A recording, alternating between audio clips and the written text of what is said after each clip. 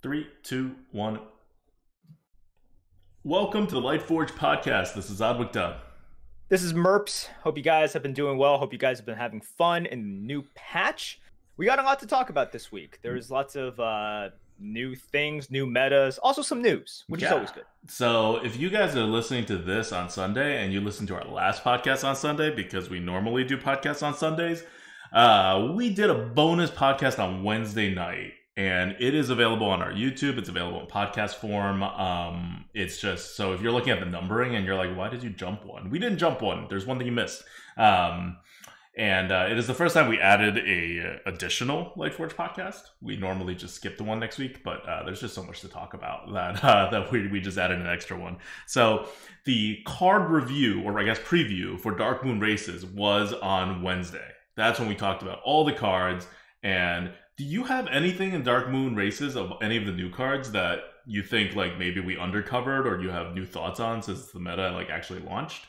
I have not played a single minute of Hearthstone since the patch. I will tell you guys right now, I've been busy with number one, Pokemon cards, as I have always have been. Number two, I've been getting back into the Switch. I'm just starting to play Mario Odyssey. Never played it before. Oh my god, you've never played Mario Odyssey? I know. Wow, so, you're in for a treat. I am. I mean, I'm having lots of fun with it. I'm 2 hours in, and obviously, it's one of those games where you know you're gonna have fun, so you just play it and you have fun.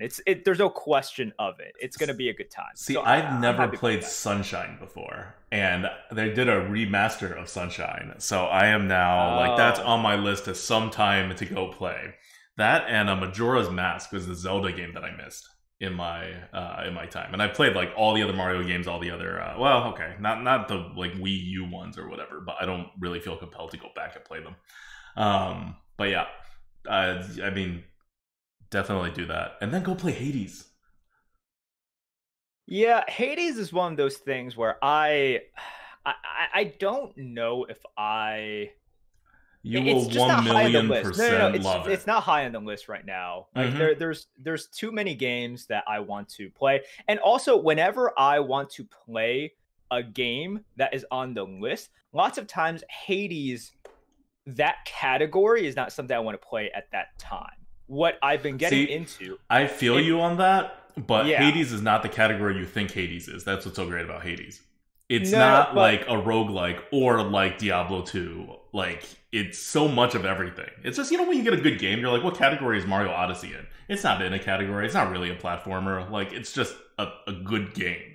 Right. It's a really good game. But right now, it's Mario Odyssey. And then afterwards, I think I'll play like a very heavy story-driven indie kind of game. I just get into those moods. And I know that's not what Hades is. Not saying it doesn't have a great story. People will try to tell you that that's what Hades is. That's not what Hades is. I want that like thematic, moody, maybe like, max 10 hours storytelling kind of game. Maybe one of those point and click, things where you're basically just point and clicking your way through the story. I'm fine with that as well. But that's going to be like my next game. Anyways, we're not talking about a point and click adventure game. Maybe we are. Maybe that's Hearthstone. But let's talk about Hearthstone here. Okay, more about Hearthstone. I asked the question about whether you change your mind about any cards because I played the arena since it came out, and my opinions on none of the cards has changed. I don't think we're gonna dig deep into the cards. So first of all, there's no offering bonus, so you don't really see the cards that much. The meta is quite significantly different than it was before, but that's just because they rotated the expansion, like certain expansions out, and they added Ungoro back in, and Ungoro is Ungoro, so that causes quite a bit of a shift in the meta. And if you guys remember, Ungoro was very tempo driven, very like on both sides, right? A lot of board cleary things at the end, and a lot of just like curve cards, like really good for the time curve cards that are now kind of normal curve cards. But Ungoro definitely does keep up with the times.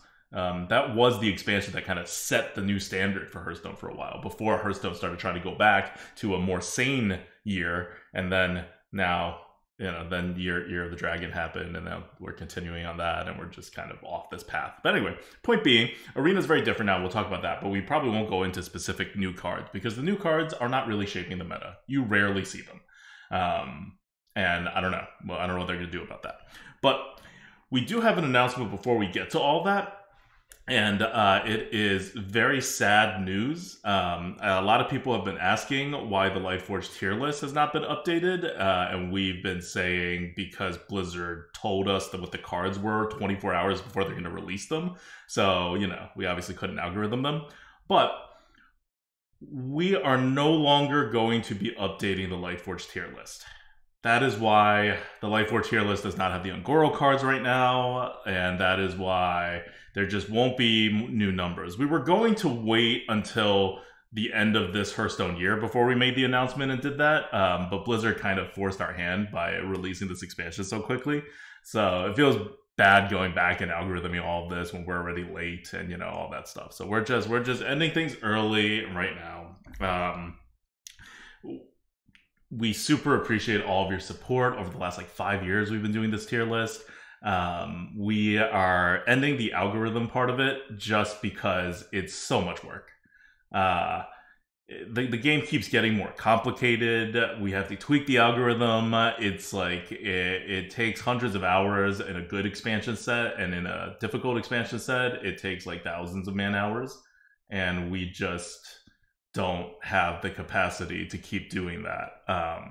Also, we had dreams of making it into a drafter, but there's just not enough manpower to do that if we have to keep up with Hearthstone and the release schedule. And the release schedule is only getting more intense in 2021 with the mini sets.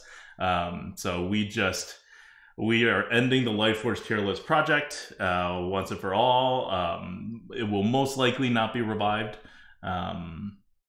So that is the sad news. Now, we're still going to be doing card reviews, card previews. We're still doing Lightforge podcast, Arena Coup, all the other stuff. We haven't like quit Hearthstone or, you know, Hearthstone Arena or anything like that. In fact, if anything, we'll have more time to do all this other stuff because really that, like, especially around release time, that algorithm thing ate up a lot of my time, like a ton of it. And then also an even larger share of like ZD Man's time.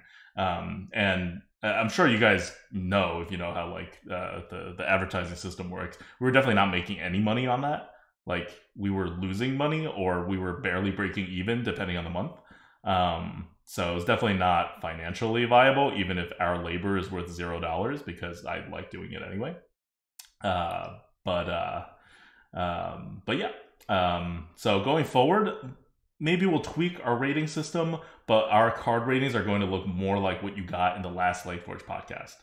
I'm thinking of a color system rather than like 4, 5, 6, but it'll basically be that kind of idea. Color system? Yeah, a color system. What? Yeah, like red, orange.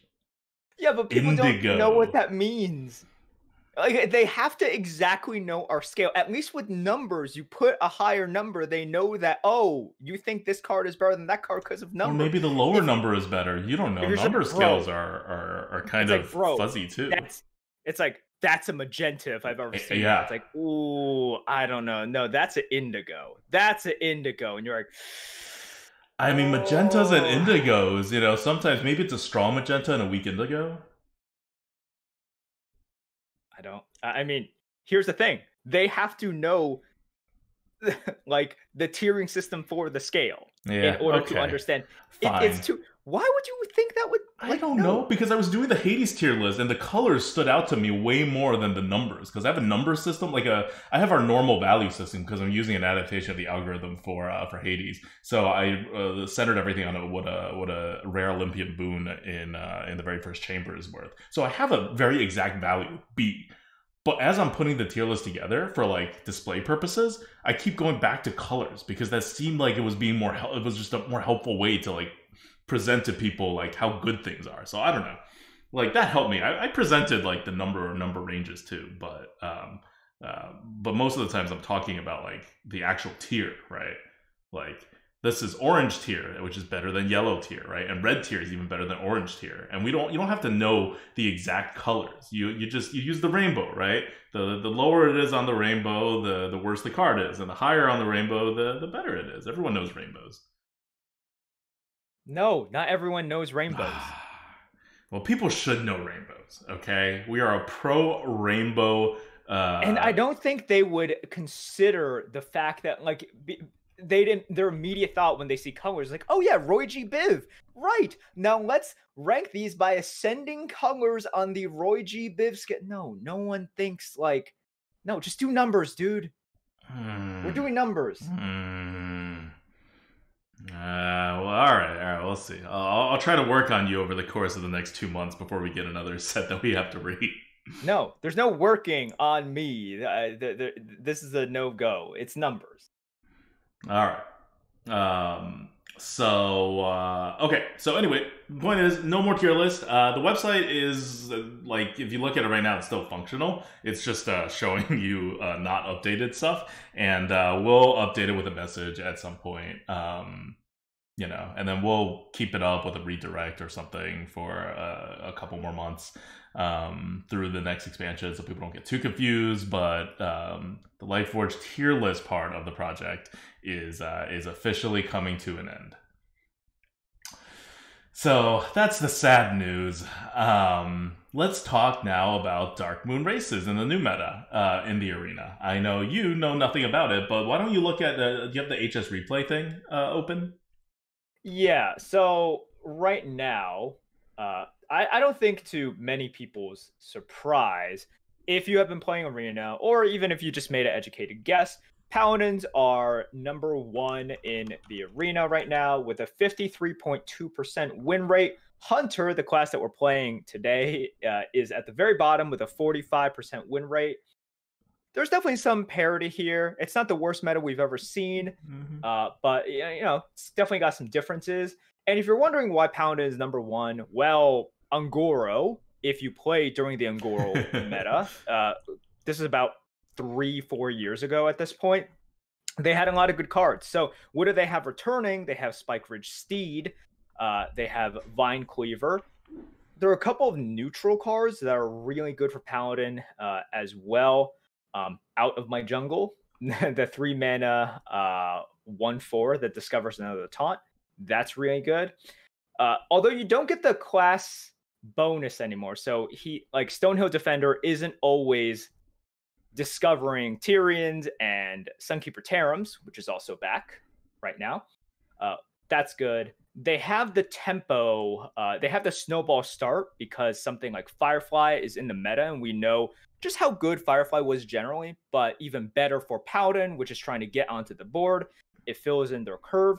So I don't think it should be that much of a surprise that Paladin is doing so well when you have already good cards like Blessing of Authority and Hand of Adol, and mix it in with one of the best expansion sets for Paladin. Yep.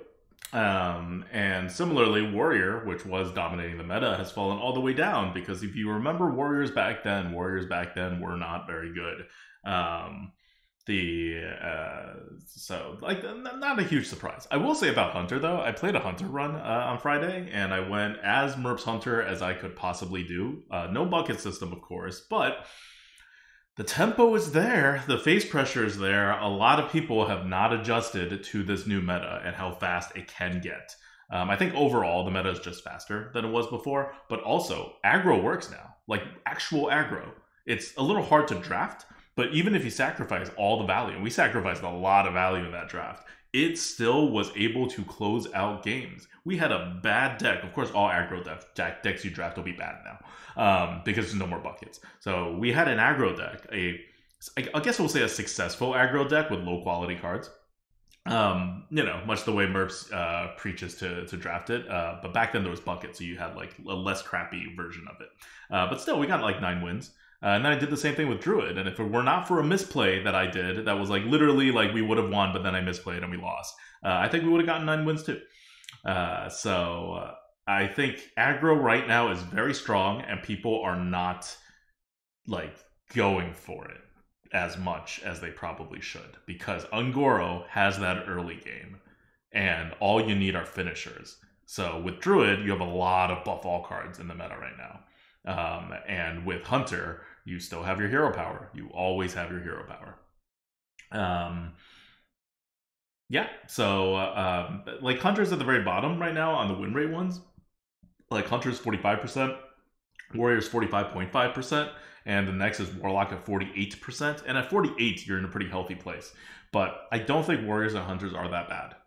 I think both of them can be played very aggressively, and then it's just the people who are still trying to play them as if they're like card advantage classes. Which I get that they kind of were before this meta change, but the meta's changed now, and you could really play most of these classes as aggressive classes, even the ones you didn't play as aggressive classes before, and it works, and you should do that because the classes that can outvalue you now are more limited than they were before the expansion change.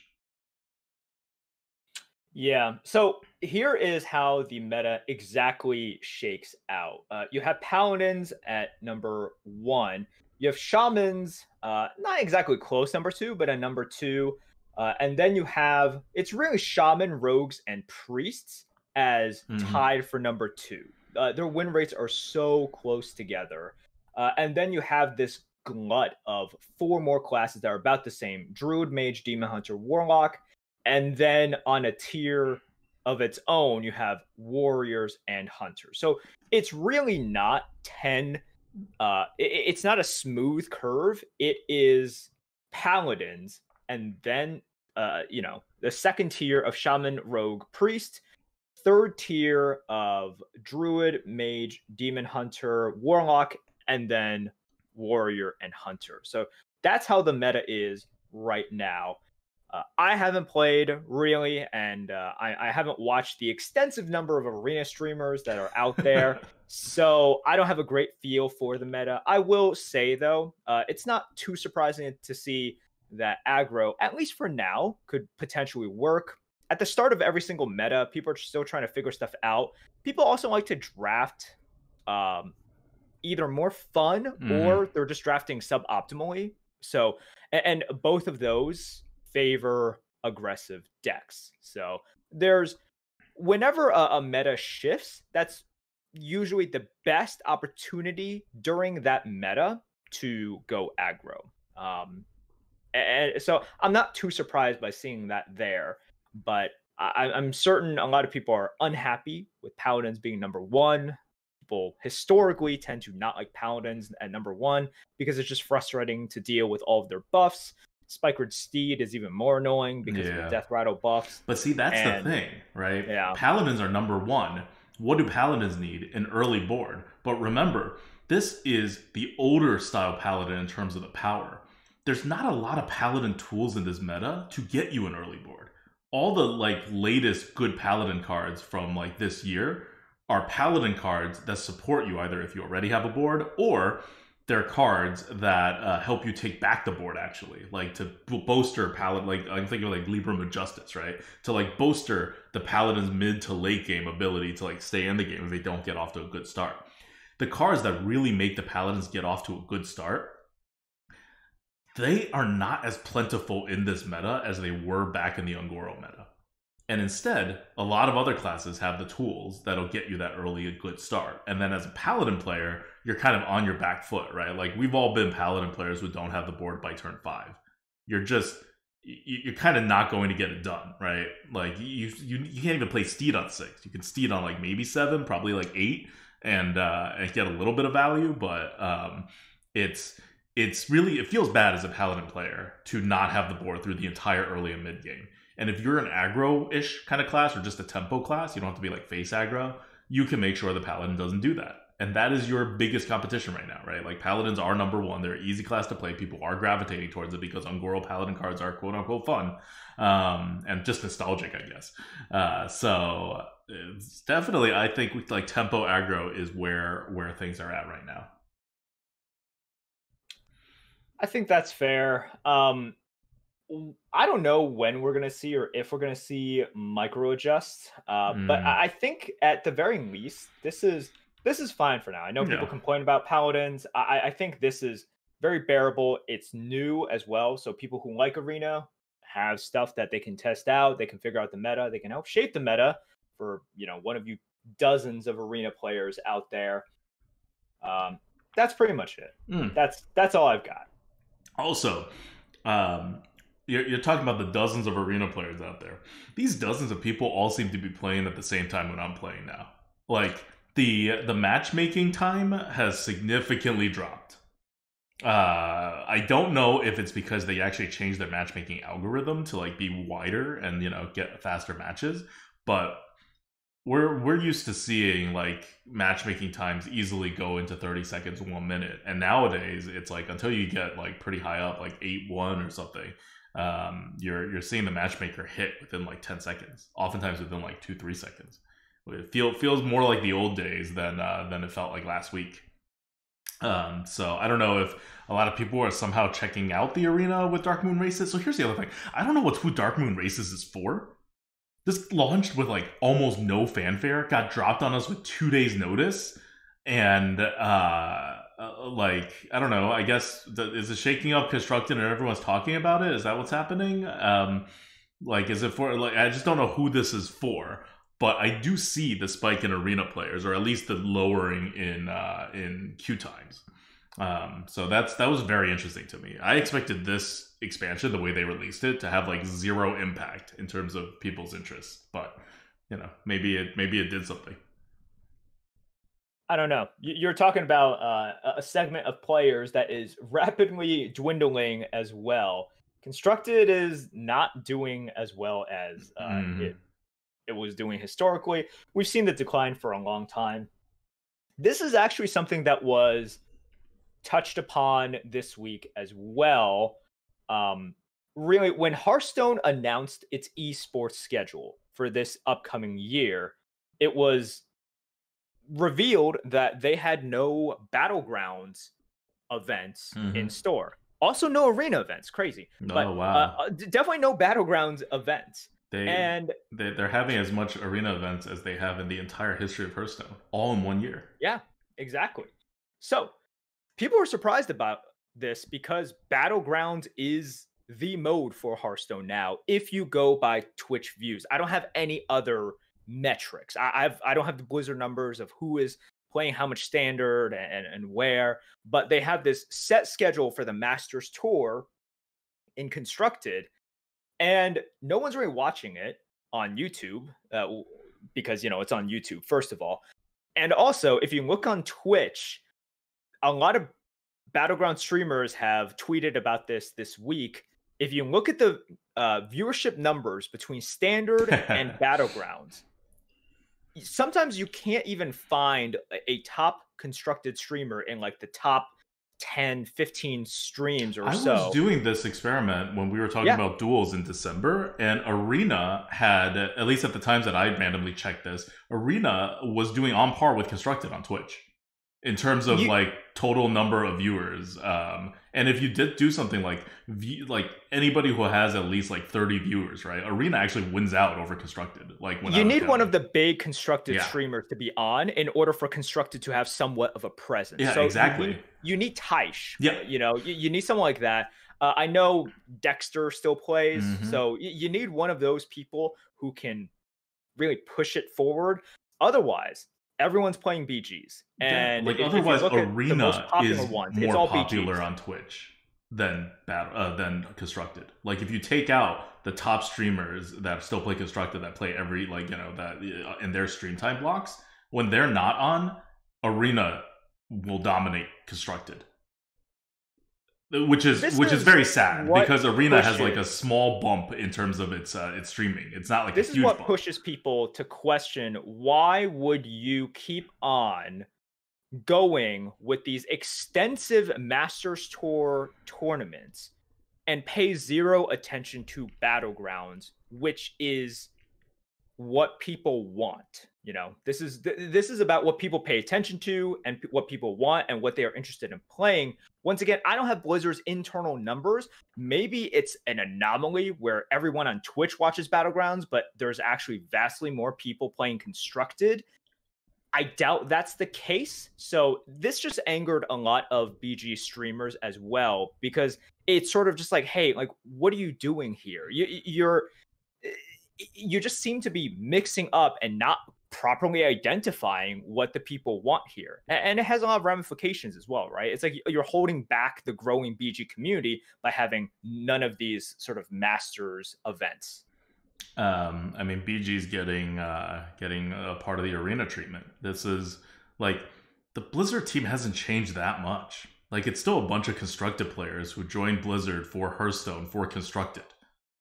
Like, most of their developmental efforts are still focused on making new cards, new sets that are only in Constructed and Arena, but they don't pay any attention to Arena. So it's really for Constructed. So you got a bunch of developers that are very, very, very focused on this Constructed format because that's what they know, that's what they like, and that's what they see as the game of Hearthstone.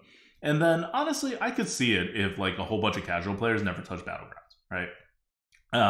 It's a totally different game mode. It has a pretty steep learning curve. It's pretty intimidating. And honestly, when you think of starting to play a card game or something, you don't think of Battlegrounds. You think of something that's more MTG-like, something that's more Constructed-like, maybe something that's more Arena-like. So I wouldn't be super surprised if Blizzard's internal numbers, like you say, show a very different picture than Twitch. Because, in fact, I would be surprised if they didn't show something very different than Twitch. Like, I would be surprised if Battlegrounds players, like active Battleground players, make up even close to half of all Hearthstone players. I would be very surprised. I think the real number is probably below 20%. But that's just my, like, you know, I have nothing to base this off of, just how I think people and Hearthstone players, not the Hearthstone players you see on Twitch or Reddit or wherever, but actual people who play Hearthstones are. And based on everything Blizzard's told us in the last, like, 7 years about who they're developing this game for, basically. So, like, it's sad. I definitely think it's the wrong direction.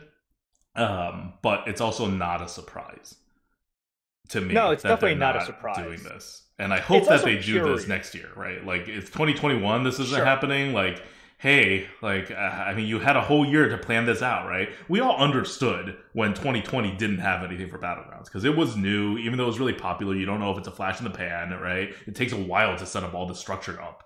But now it's 2021. You've known for a while the popularity of Battlegrounds as an esport and as kind of your, like, Twitch platform. And I don't know. It's this is less easily understood, but it is still consistent with how Blizzard themselves view, like, how the dev team behind Hearthstone views Constructed versus Battlegrounds. It's just really curious because of the amount of work that they have put into Battlegrounds to not have some sort of internal tournament scene. Because if you're putting all that work in, you do want to show it off. You want to culminate it with some events. So that's a little bit puzzling there. See, you say they put a lot of work into Battlegrounds. They probably put less than 10% the development time, maybe less than 2% of the development time in Battlegrounds as they did in Constructed/Arena. Well, Arena. Well, I'm saying Arena because whenever you develop new cards, right, Arena gets in. Sure. So it's not like purely Constructed, I guess, but yes, in Constructed/Arena, I would say the development time spent there over the course of the past year is at least 9 times, you know, maybe even close to 50 times the amount of resources put into Battlegrounds. Like, just look at what we got for Battlegrounds, right? We got a whole bunch of new heroes, which take not that much time to develop. There's a lot of changes to how the engine works, which does take a bit of a development time. But the people making the decisions, right, who are looking at this, are also looking at their actual game designers. And their game designers have put very little into Battlegrounds compared to Constructed. Like, think of how much time goes into making and testing a card. One card. Much less the 5, 7, 800, I don't know how many cards gets released a year these days. They released over the course of the year, including a Demon Hunter, right? They added a whole new freaking class into Constructed/Arena. And you compare that to, well, we also added, like, I don't know, 12 Battlegrounds heroes. 20 Battlegrounds heroes even. It's nothing. A Battleground hero takes probably about as much time to add. You know what? I'll give it like 3 times as much time to add as a card. One card. At most. That makes sense. Mostly just because a card interacts with every other card, right? So the amount of interactions is insane, especially with the pretty reliable ways that you can steal cards and get other stuff, and you have to account for those as well. So I get that. The whole BG community, I think, is pretty disappointed. We've had people like Slissa and Wobble tweet out that they are perplexed at the very least by it. Understandably so. I think we'll still see some interesting BG stuff for this year, definitely. But we also this week got some news about Blizzard's view on Arena's future. I think that's always interesting because we don't get that a lot. That's always asked a lot. We don't get that a lot. Biggest understatement. Understatement. About 4 days ago, Ixar responded to a tweet. I'm going to summarize it a little bit. I don't want to put words into his mouth. Before you summarize it, for those who are listening to this and somehow are not keeping track of this, Blizzard went kind of communications dark on the arena after the announcements for Demon Hunters back last year around this time, like, you know, in March or something. And they have not mentioned arena since then, like in anything official at all. They would do things in the arena, like reballot, like, you know, do like push the button and do micro adjust. They would put out a leaderboard, but they would not mention any of those anywhere. Like, it was odd how they would still be doing some minimal amount of work in the arena, but they wouldn't even mention the word arena anywhere. So this, along with them saying that whatever the new 9-mana dragon is wouldn't be in the arena to start with, in terms of communications, this era of communications in 2021 is the first communication we've seen from Blizzard on the subject of arena in 9 months. Yeah. So Ixar, who works at Blizzard, if you guys don't know, we've mentioned him so many times, you guys should know. What he stated in the thread is that, big picture, they know that Arena is currently not perfect, and they'd like to rebuild the Arena game mode. They are looking at skill matchmaking in Arena, and Ixar could see a future where it changes to skilled matchmaking. He didn't say it will change. He didn't say it will or won't change. All it said is they recognize that this is a possibility and they're thinking about it. He also recognized that if they were to do that, it would have to change up basically everything. You'd have to change the rewards. And he also recognizes that a lot of Arena players would be unhappy with this because that's not what a lot of people go into Arena to do for the skilled matchmaking, and it would mess up leaderboards. But ultimately, he thinks that large changes to Arena are necessary in order for the mode to have success. So it's a lot of not exactly telling you what's going to happen, but you do get... you do basically find out that, like, yes, Blizzard recognizes Arena isn't great right now. There can be changes. There probably should be changes. And whatever they are, they got to be big changes because what we got right now is just, I mean, it's on life support. That's it. It's been on life support for like 3 years. Yeah. I think what's interesting about it is like you said, but also that they are still talking about Arena. So we knew from the beginning of last year that 2020 would have nothing for Arena. They pretty much announced it, right? And then they proceeded to not talk about Arena for the remainder of that calendar year. Very, very consistent and well within our expectations. I don't know if you guys noticed, especially if you're a really long time Lightforge podcast listener, we've been pretty like nice to Blizzard this year overall compared to how we normally are to Blizzard. And not just because they've been doing a pretty good job with Battlegrounds relative to the Arena, and we're like diversifying into Battlegrounds some, but even in the Arena stuff, like, it's because they were pretty clear in their communications. It was not what we wanted to hear, right? That we're not going to touch Arena for a year and we're not going to tell you about anything. And we do get on them about literally not even telling us the stuff that they are doing. But overall, we've looked at Arena based on their communications, which is just that they set the expectations very clear at the beginning of the year. We will do nothing. And then they pretty much did nothing. And, you know, everything else was functional. Leaderboards were a little iffy here or there, but we had our expectations set correctly.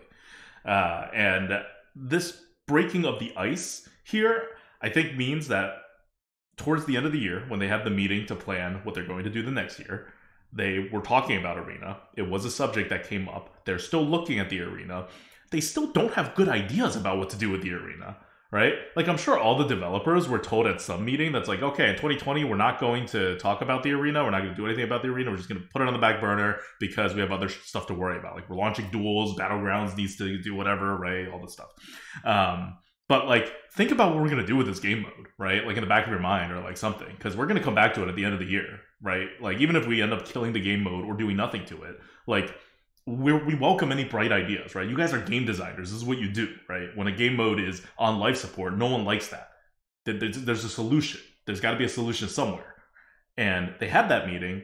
They talked about all their ideas. There are presumably many ideas. I refuse to believe that all these great game designers at Blizzard came together and didn't come up with any good ideas. But what comes through is that they have not decided on an idea, and that every idea that was pitched had significant downsides, even if they had significant upsides. So, like, reading Ixar's statement, I think it shows that they're actually very well aware of where Arena is and what they need to do about Arena and what the problems is with making this transition. Because they're 100% right, 1,000,000% right. If you do like if they think skill-based first of all, if they think skill-based matchmaking is the future to this game mode, I would suggest they look at what happened with duels. And their heroic mode skill-based matchmaking. So maybe fix that ship first before you sync Arena along with duels in that zone. Like, once you get people on board with the duel system, maybe then change Arena, which is currently not broken, just, on life support. But anyway, if they think that that's the future, they are 100% right that almost unanimously current existing Arena players are going to hate it. And you just have to look at that post on Arena HS, where down the line, every single person posting is like, this is a terrible idea. I will quit Arena if they do that. How could they be thinking that? Look at duels. And they're saying that because this was the last game mode. This is the only game mode that is not skill-based matchmaking. And there is an attraction to having something be pure, where you're not disadvantaged because you are of a higher skill level. And that is the case because there is skill, because you get to beat up noobs, not forever, right? But you get to beat up noobs in the very beginning to show your skill. And some people like feel good about that. Like, I mean, it sounds bad to be like, oh, I feel good about beating up on noobs, but if you're better than the other player, you should win, right? Like, that's what skill-based matchmaking is to me. Not I'm matching up with something of equal skill, but I guess not skill-based matchmaking. A skill-based game is, right? Like, where if I'm matched up against a player that's worse than me, I should win, and vice versa. If I'm matched up against someone significantly better than me, I should lose. Well, the point I'm trying to get. Sorry, I got something distracting happening off screen here. And then I kind of lost my train of thought. All right, I'll talk for a while. Here is something that I've always wondered about Blizzard. I'm wondering if they recognize that the reason that Arena is in the state that it's in, what I mean by that is not that much players, not a huge player base, loss of interest from a lot of players who used to play it a lot and at a high level. Some might have gone on to bigger and better things. Like Hafu is a huge Among Us streamer now, but they also lost people, for example, like Sunglitters, who really enjoyed Arena, played a lot, hosted her own tournament, and then they lost her basically just a few months after she hosted a tournament. And it's sort of like, okay, well, how did they lose some of these people, including me, right? I don't really play Arena nowadays. I mean, I still do this podcast, but I certainly am not trying to grind the leaderboards. I'm not trying to figure out the meta anymore. So how do they lose these people? And it's not just like, oh, well, we built this thing and it just didn't work, right? Like, fundamentally, the game just doesn't work like this. It's because of the lack of support that Blizzard gave over the years. Like, you have to recognize that it's of your own doing / undoing. So you didn't do stuff when you needed to do stuff. And then when you did stuff, for example, like the buckets and the synergy picks and everything, you either did it wrong in such a terrible way and you didn't respond fast enough when it was bad. Essentially, what you needed to do was put the amount of, if you wanted Arena to succeed, what did we need? We needed faster responses. We needed the support that Battlegrounds got, which is more frequent updates. Sometimes, a little bit like Battlegrounds, even when it was a little bit late on the uptake, like we had the Eudora meta, right? We had the Broken Genie rag meta. That's fine. It didn't last as long as some of these truly like horrendous arena metas that we've had.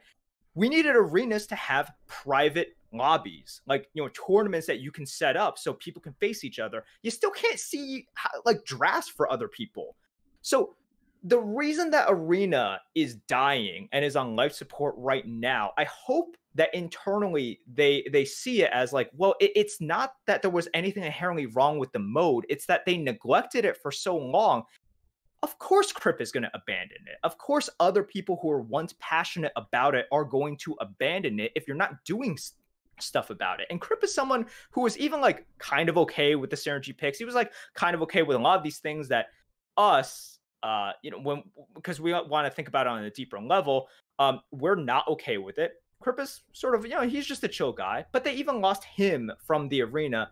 And it's nothing to do with your core ideas of the game. It's just you didn't change it for so many years and then you messed it up.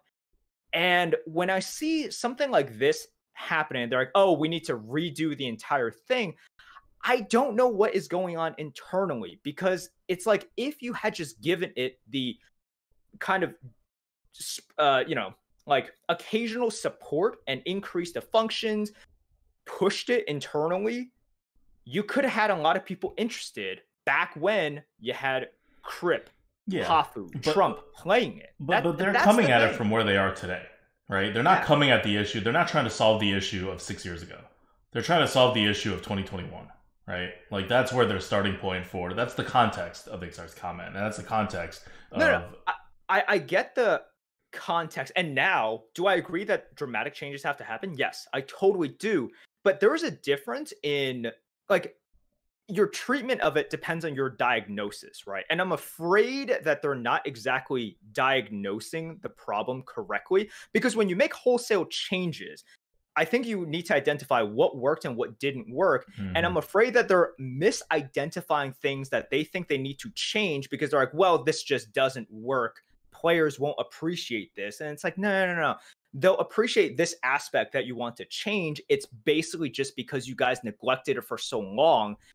That's why Arena didn't succeed. Don't throw out the baby with the bathwater kind of thing, right? So when they go forward fixing it, and I agree, we can't change the past. What's been done is done. If you're going forward and you're changing it, something good can still come out of here. People really want to play a good limited format, right? BGs is a true limited format right now, and it's fantastic. It's not Hearthstone, right? It's a limited format. I mean, just look at Magic the Gathering, right? Everyone loves limited formats in Magic the Gathering. It's fun. There are ways to make limited formats fun, and I hope whatever they do, they first get the diagnosis correct, because as you know, any changes that come from a misdiagnosis is just not going to be good. And I'm afraid they're going to take away some core aspect that they believe was the problem when it really wasn't the problem in the first place. Yeah. I mean, going back to the matchmaking and arena thing that's kind of underlying this whole thing about what they're diagnosing and what they're changing. It's not that having matchmaking wouldn't work in a limited format. It does. Like, just look at Battlegrounds, for example. Look at MTG, right? MTG has pure limited formats, and they also have limited formats that are based on matchmaking in MTGA, and both work. Both have players that play them. I'm making the point when I'm talking about matchmaking that it is unique to the arena, the lack of matchmaking. And lack of matchmaking is a good thing to some people. And a lot of the pushback that you see in Arena HS is exactly what XR identified, which is that there is a core group of people who play the arena, and almost all of the people who are left now who are still playing the arena, and it is still a group of people, right? Like, we may not be a large portion of people, but we are people, and we have voices, and Blizzard does hear them because we talk about them. We don't like it. I like to win 75% of my games. If any game makes it so I only win less than 66% of my games, I don't feel good.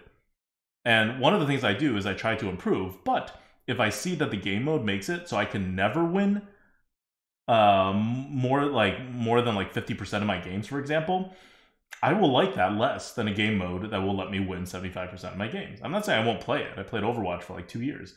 And I was definitely not good enough to ever win, more than like 55% of my games or like whatever. But that also had a group element.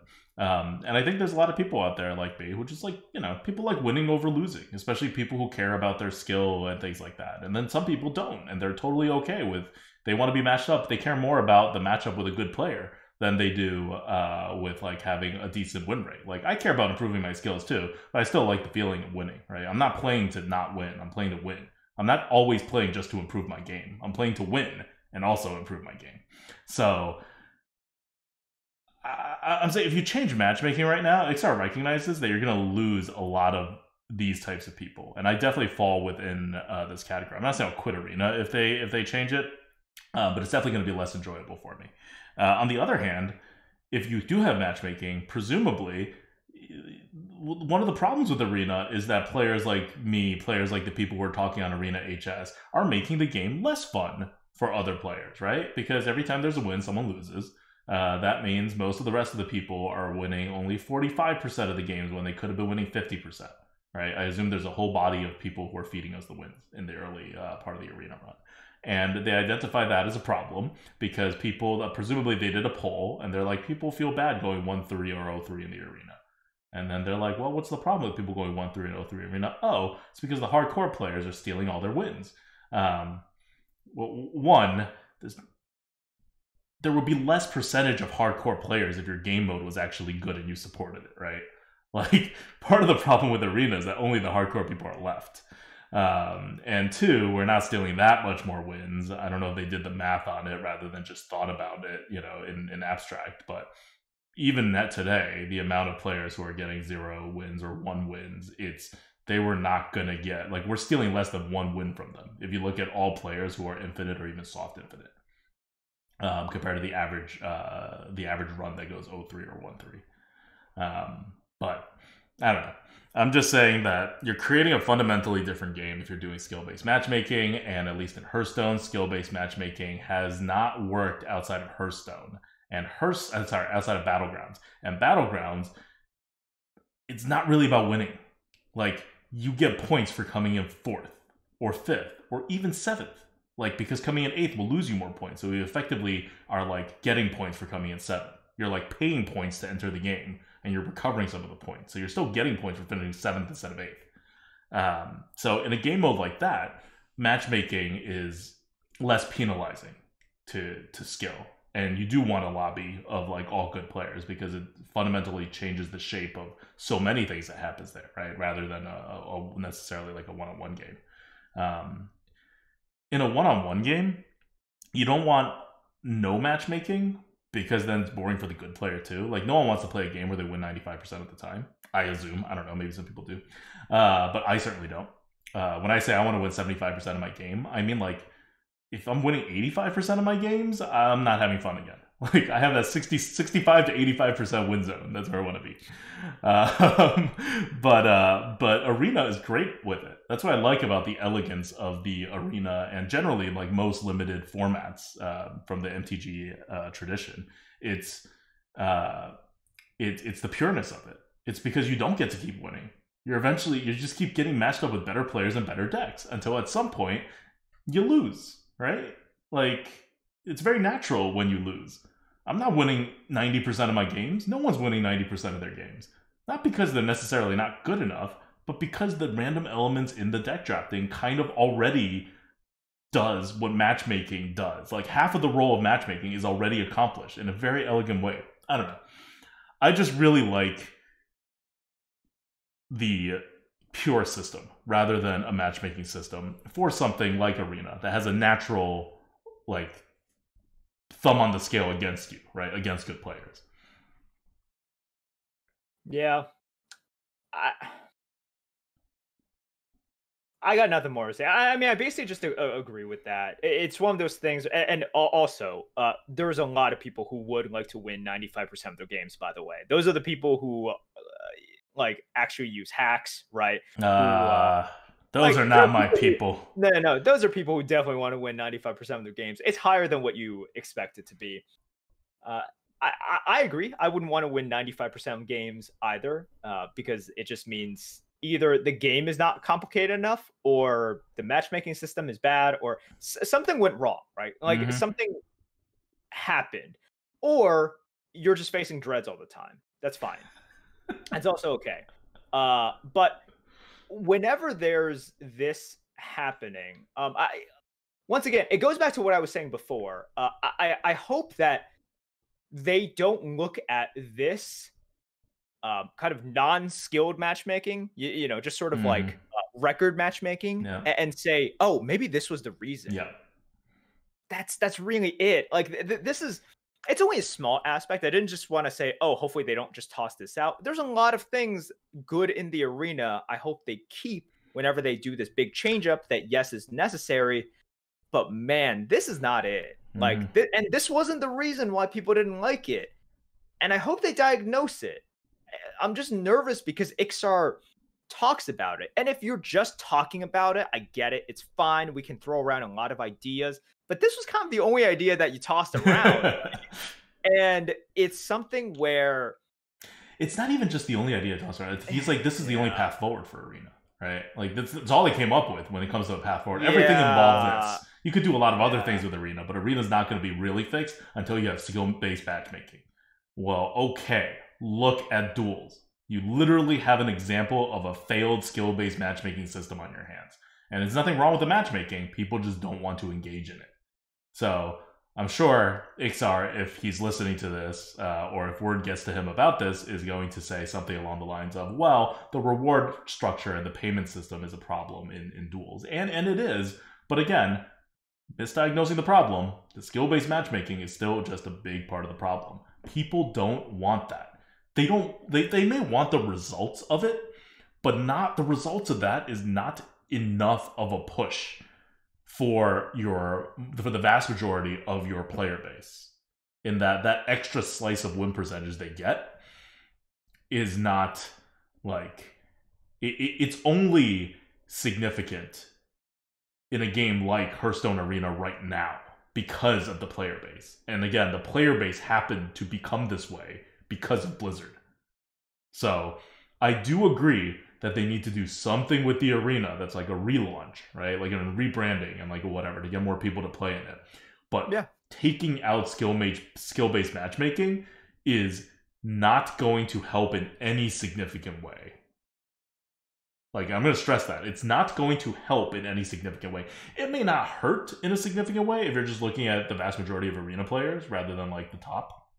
I'm not sure, like, I don't think anyone's going to look at that and be like, oh, no, there's skill-based matchmaking. Now I won't try this game mode. Except for, like, people on Arena HS. But it's also not going to help that much. It's not going to help you sell the game mode. And yes, you could create a reward structure that will mitigate the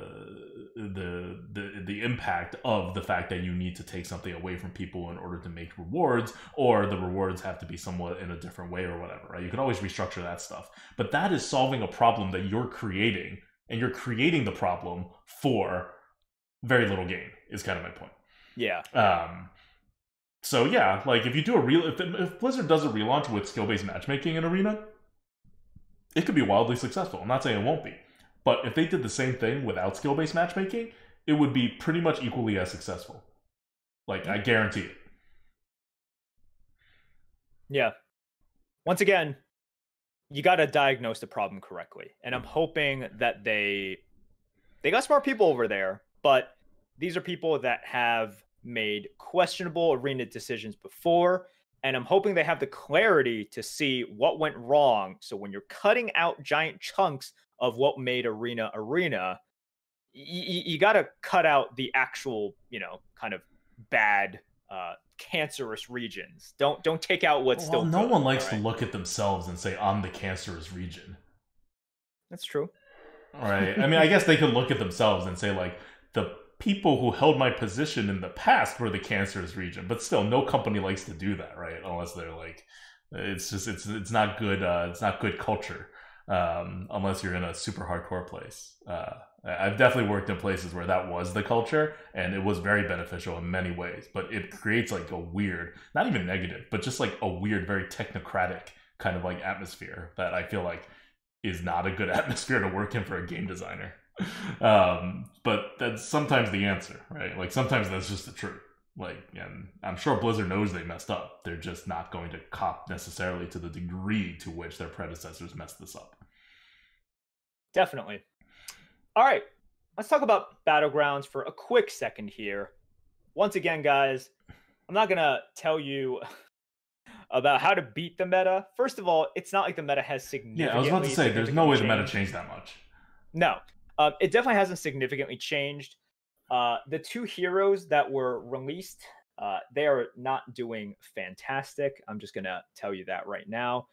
Let's see where they are. So Greybow, who has a passive hero power, give +1/+2 and taunt to minions that you summon during combat. He is, according to HS replays, top 1%. So this is people above 11k.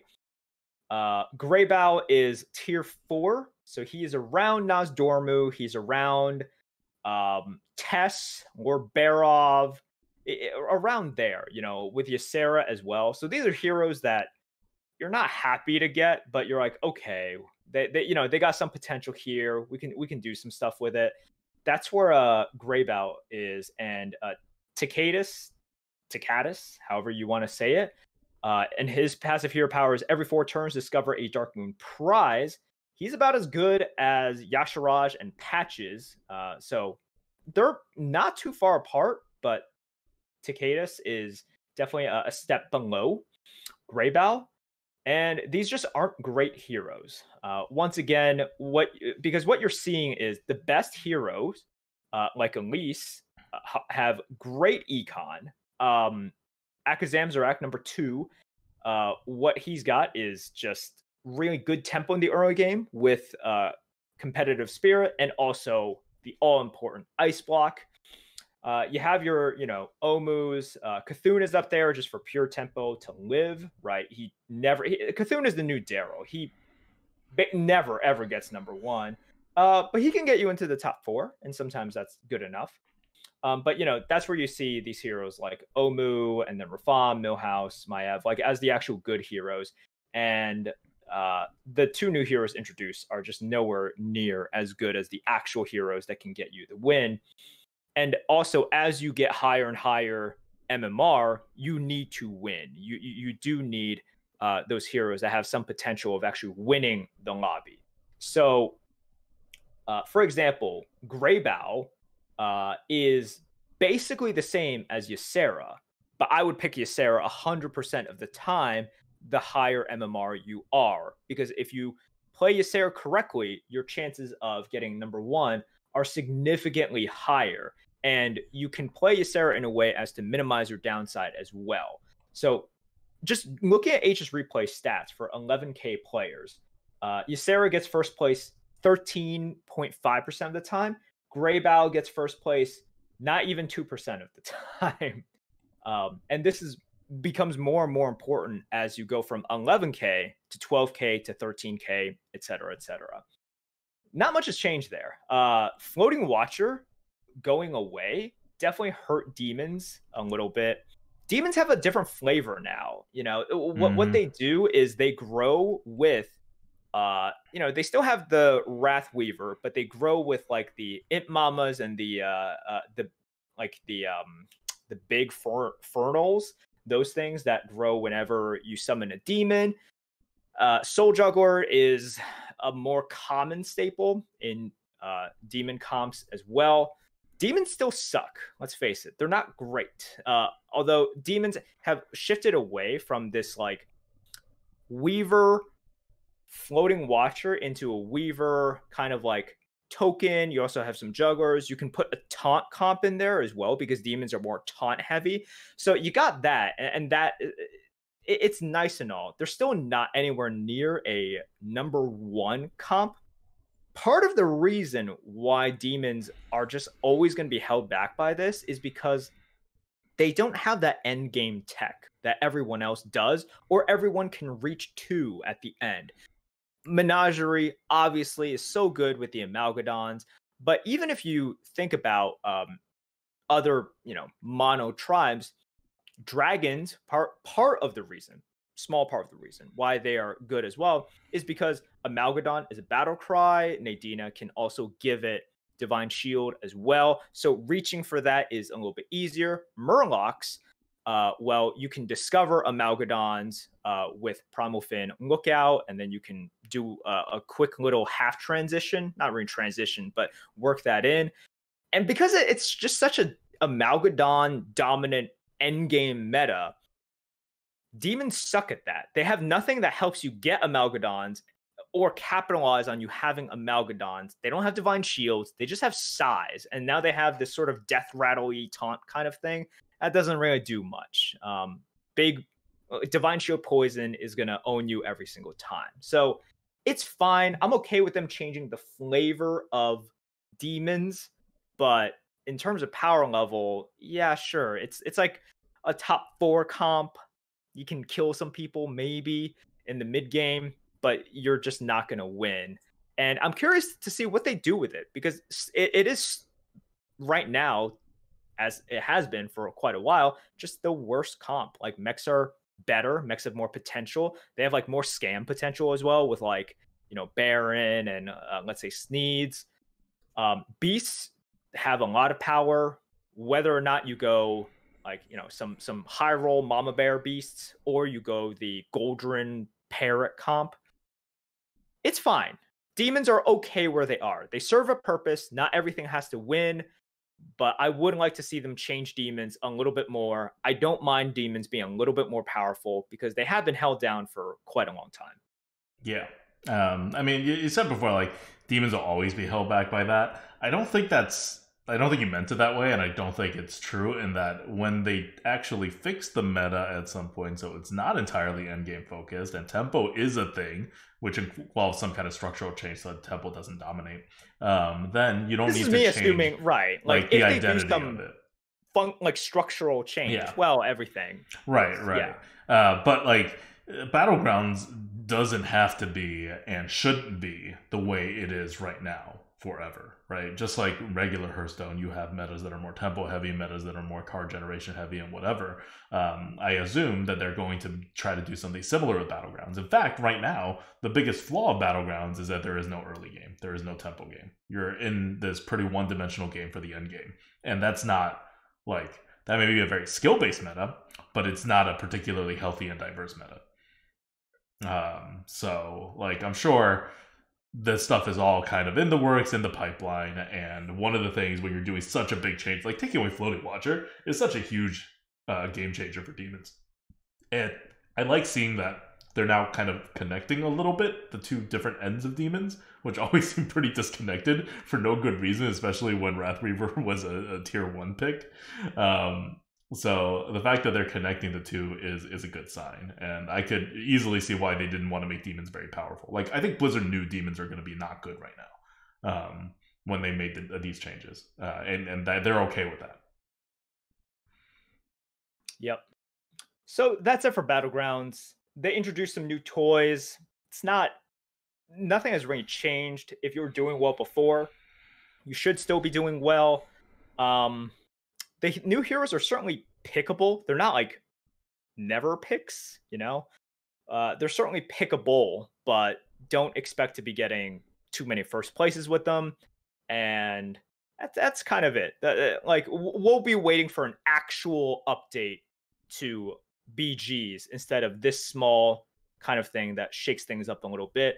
I'm personally curious what they do, if anything, after the Dark Moon event, because we're so used to the prizes by now. I know I am. I'm so used to the prizes, my game plan and your game plan as well for you listeners out there. If you want to do well in the meta, you need to turn plan around these prizes. So they have such a big impact, and getting rid of them, I will say, it's going to feel like getting rid of a fundamental aspect of BGs now. That's how I view it, and I've said this from the beginning. I don't mind if they kept it forever. Just mix it up sometimes, and there's some balancing issues right now, but that's fine. It's a first iteration. I'm curious to see if they keep this permanently in some capacity. I hope that they do. They need to change the timers, obviously, because right now there's not enough time, and it's actually wrong. I think you might be interested in this. So this is something that Slissa pointed out. I'm not sure. I don't know if she was the first person to figure this out, but she basically saw that the time that you get during the prize turns is actually significantly less than the time you get for the turn after that. Wait, really? So, yeah. So, and then it's on cue. So she's like, wait, Blizzard, I think you guys just messed it up. Like, you shifted it one. Because she was basically saying how on the prize turn, like the first prize turn, you get like 50 seconds, and then afterwards you get 80 seconds. Okay, so Collins is in the chat right now. He said Dog figured it out first. I will give credit to Dog. And of course, like this is one of those things where I didn't know about it. And of course, I boomer APM'd just like other people do. And during some of those turns, based on the prize, based on what you have in your hand, you truly just do have no time to implement everything. Sometimes a prize makes you click like 6 times. Like it's 6 separate decisions. Well, especially the prize later on that helps you discover a prize from like the previous 3. That takes a long time. And once you're in the end game anyways, a lot of times, you have like a golden brand, and then you have a Murzon, and you're just trying to do all of this stuff. So it had to have been something that Blizzard mixed up there. I can't imagine why they would have such little time on the prize turn and then a huge amount of time on the next turn. It should be flipped, right? So that's something that I'm hopeful, and I think Blizzard will fix if they want to keep some sort of prizes / spells long term, and I hope they do. They're a lot of fun. They're skill testing. We talked about it with Collins as well, but there, as he mentioned, there does have to be a balance. Right now, it is unbalanced, but that's fine. Yeah, I'm excited to play Battlegrounds again once they take the spells out. You're actually going to play it, okay? I'm actually going to play Battlegrounds again when they take away the spells. I need to catch back up and figure out what elementals do. Remember elementals? That's pretty much like, that's how long I've been more or less. I've played a number of games with elementals, but I've pretty much been out of it since. I haven't been anywhere near the top 200 since elementals came out, because I haven't, you know what, let's step back. I haven't been anywhere near 4,000 since rating since elementals came out. No. So that's how you made like an easy 2K MMR because Wagtoggle was in, and I talked you through Wagtoggle, and you were very happy that there was a hero like Wagtoggle in the game. It was so easy. I mean, I was not happy for the balance of the game, but it did make my life so much easier. Like I got top 200 in the Eudora meta. Like that's not a coincidence. When there's a hero that's very easy that can, really anchor you, it makes the game easier. It's not good for the meta, but it does make the game easier. It's true. It's true. All right. I think that covers the updates. This actually was a much shorter podcast than I thought it was going to be, because we covered a lot of stuff. So yeah, you have anything else to add? You have a question from the GOAT? No, I do not. You're just gonna get me talking about Pokemon stuff. Let me tell you guys. All right. See, this is your mistake. Oh god. Pokemon is at an all-time high. All right, and I'm trying to get Shining Fates, like the newest set coming out in February, as everyone else is. Do you know how many people I've gotten hooked onto Pokemon in the Hearthstone community? Redbeard is now messaging me all the time, being like, "Look at this card I picked up," which I love. I love Redbeard's enthusiasm. Dreads, he's hooked, man. I mean, well, first of all, that man, he's not the most complex, so it's pretty easy to get him hooked on quite a few things, but he is hooked on pulling cards. I got Chan Man messaging me, if you guys remember Chan Man. I know we talk. It's a good time. because he collects cards and he's interested in kind of the Pokemon card market as well. Yeah. So I was about to say, I thought he was already in it. Yeah, so we talk about that. I know one of our Patreon supporters and viewers, Nordoge. I had a conversation with him earlier today. We were talking about his recent purchases as well. People just like it's really fun. This is what I've been focusing on a lot. I'm not saying that was the exact reason why I haven't played Hearthstone at all, but it's a small reason. It's a small reason. Well, I can't wait to see you totally disappear once Pokemon Snap comes out at the end of April. Oh my god, yeah. Oh, that's so exciting. The thing about Pokemon Snap, if it is something like the original, it's going to be a very faithful adaptation of the original. Like, have you seen, like, you read about it? I'm so excited for how faithful they're being about it. Wait, you can play it for a long time. You know how hard it is to get some of those hidden things, and I assume they'll make it harder? No, it's not. No, it wasn't. It wasn't that hard. I got all of them. And at the last level, I got the perfect score Mew picture by like pelting Mew with a gazillion gas balls. I'm sorry, Mew. Okay. That really felt kind of like Pokemon cruelty. If you remember the original Pokemon Snap, you just like chucked gas balls at Mew, and then it would. I always like the earlier missions better. Like the secrets in the earlier missions versus the very end, where they kind of like funnel you down to one thing you actually have to do. But okay, so that's Merps' Pokemon. For me, I'm still playing a lot of Hades. There's no video coming out this Tuesday because of Dark Moon Races. It took up a lot of my time, but the weapon aspects video and tier list, which is, I mean, this is the most complicated thing I've done for Hades, and we're ending it after this. I'm not publishing the rest of the algorithm and like editing it and doing all the stuff for like, I don't know. I thought maybe utility boons would have been useful, but I'm shutting it down. But we are going to release the results for the weapon aspects for Hades. I don't think there's any huge surprises there, honestly, just because people have been playing this game for a long time. They know what the best weapon aspects are. But I think it's interesting just how much better certain weapon aspects are than others. And, whether it's a calculated game design decision or whether they're going to nerf or buff certain things if they come out with a new patch. But it is definitely, I think it's the most interesting video because it's very unequal, whereas keepsakes were pretty balanced. I think was my overall conclusion. Weapon aspects are not balanced at all. It's I don't know. It seems like they didn't try.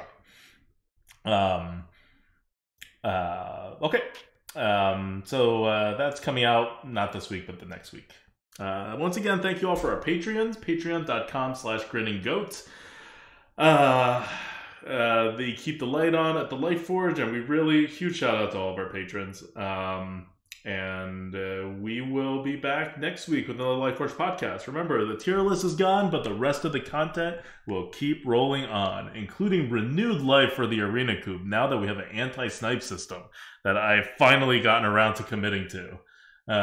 It seemed like it worked last week and the week before, so feeling pretty good about that. All right. Until next week, this is Adwicta. This is Merp. See you guys.